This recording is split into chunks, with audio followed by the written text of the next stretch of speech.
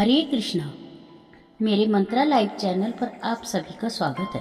अमावस्या और पूर्णिमा दो बहनों की कथा एक प्रसिद्ध पौराणिक कथा है जो हिंदू धर्म में प्रचलित है।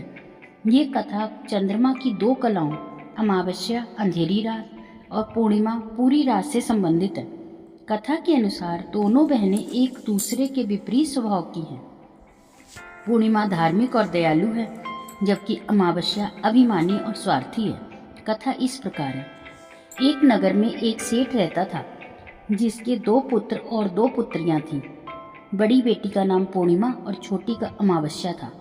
पूर्णिमा हमेशा धार्मिक कार्यों में लगी रहती थी जबकि अमावस्या को पूजा पाठ में कोई रुचि नहीं थी। सेठ ने अपनी दोनों बेटियों का विवाह कर दिया। पूर्णिमा का विवाह एक गरीब घर में हुआ लेकिन वह अपने ससुराल में भी नियमित रूप से पूजा पाठ करती रही। अमावस्या का विवाह एक अमीर घर में हुआ लेकिन उसने अपने स्वभाव को नहीं बदला। एक दिन अमावस्या ने अपने घर में एक कीर्तन रखा और सभी को बुलाया लेकिन पूर्णिमा को नहीं बुलाया। पूर्णिमा अपने दरवाजे पर बैठी थी। तभी गांव की औरतों ने उसे अमावस्या के घर चलने के लिए कहा। पूर्णिमा ने कहा कि जब अमावस्या ने उसे नहीं बुलाया है तो वो कैसे जा सकती है।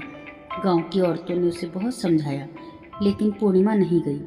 जब अमावस्या को पता चला कि पूर्णिमा नहीं आई है तो वो बहुत क्रोधित हुई। उसने सोचा कि पूर्णिमा ने उसका अपमान किया है। अमावस्या ने अपने पति से कहा कि वह पूर्णिमा को सबक सिखाएगी।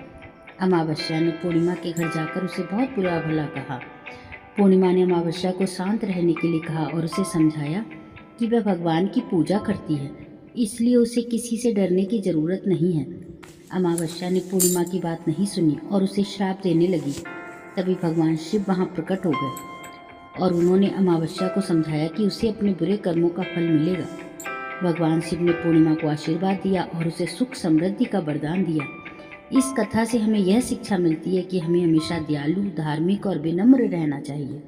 हमें दूसरों के साथ अच्छा व्यवहार करना चाहिए और कभी भी घमंड नहीं करना चाहिए। ये कथा आमतौर पर अमावस्या और पूर्णिमा दो बहनों की कहानी या अमावस्या और पूर्णिमा की कथा के रूप में जानी जाती है। राधे राधे।